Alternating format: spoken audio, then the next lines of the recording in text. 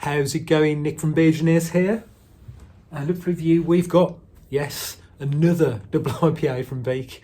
This is one I picked up in January 2026 now.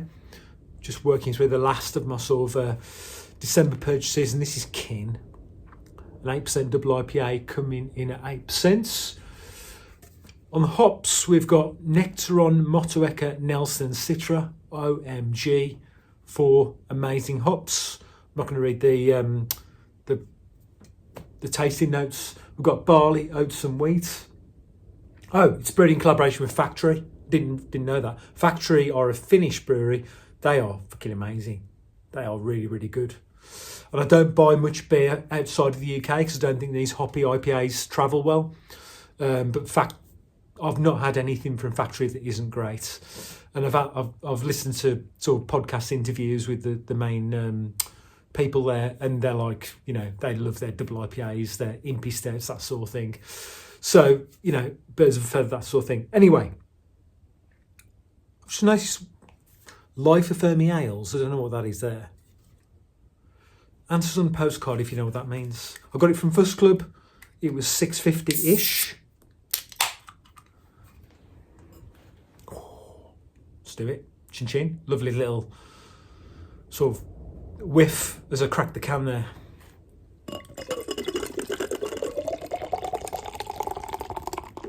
I mean, Beak. I mean, fair play. As an IPA aficionado, I can't help but love them because they just keep cracking out great double IPA after great double IPA. So, poured aggressively, but only a finger and a half of Whitehead. Yeah, you've all seen that before if you drink this sort of style. Thick, hazy. Let's go for the nose. Okay, not a huge nose, but actually deceptive. It is significant, but it's like an undercurrent of perfumey tropical and stone fruit.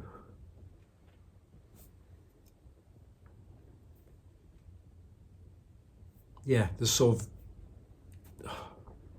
an interesting nose. Something I can't quite pick out, but let's see if I can have the taste. Let's do it, chin chin.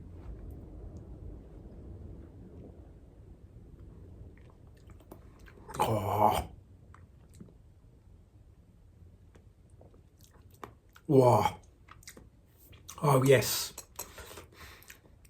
That's really heavily hopped because, well, let me describe what I'm getting first.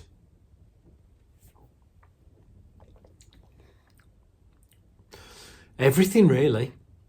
It's a cornucopia. We've got bright citrus, more sort of orange than anything else.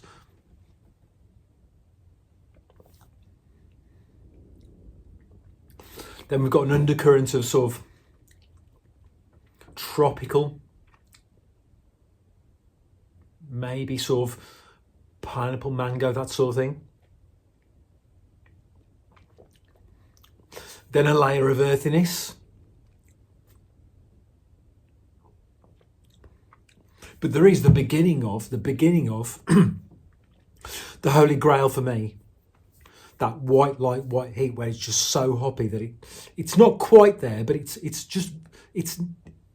nearly there. So I've got it with Chubbles.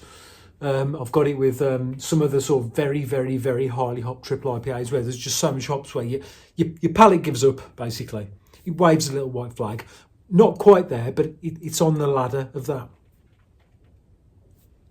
And that, for me, is what I crave. Medium body, silky smooth. Like I say, light carbonation.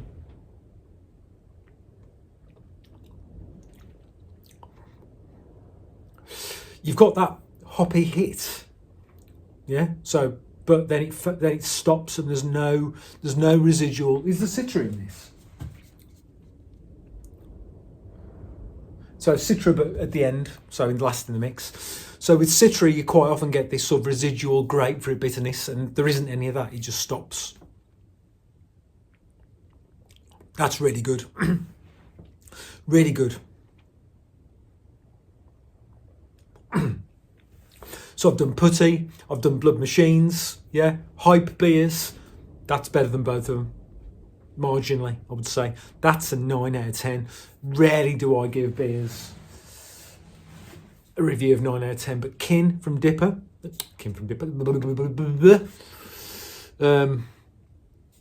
I am into my cups, but seriously, this is good stuff. And I'm giving that a 9 out of 10, which I rarely ever do, but that is quality.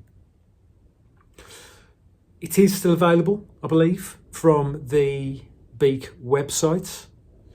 I'm not sure if it's still available on Fuss Club. I don't think it is. I think it's sold out there, but you can still pick it up. And I recommend you do so. That's a really, really good Beak double IPA. Thanks for watching. Until next time. Cheers.